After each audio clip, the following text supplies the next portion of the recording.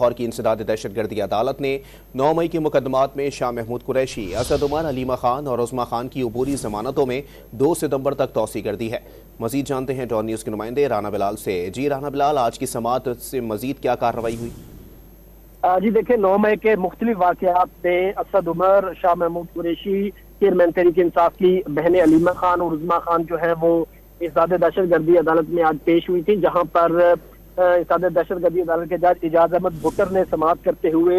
ان تمام ملزمان کی ضمانت میں 2 ستمبر تک توسیع کر دی ہے اور 2 ستمبر تک پولیس کو ان ملزمان کو گرفتار کرنے سے روکنے کے حکم میں توسیع کر دی ہے، اور عدالت نے آئندہ سماعت پر جو فریقین وکلا ہیں، جو ملزمان کے وکلا ہیں اور جو سرکاری وکیل ہیں، ان کو اپنی بحث کے لیے طلب بھی کر لیا ہے۔ آج فواد چودھری جو ہے وہ عدالت میں پیش نہیں ہوئے تھے اور ان کی جانب سے حاضری معافی کی درخواست دائر کی گئی تھی، جس پر وکیل کی جانب سے کہا گیا کہ ٹھیک ہے، بہت شکریہ رانا بلال اپڈیٹ کرنے کے لیے۔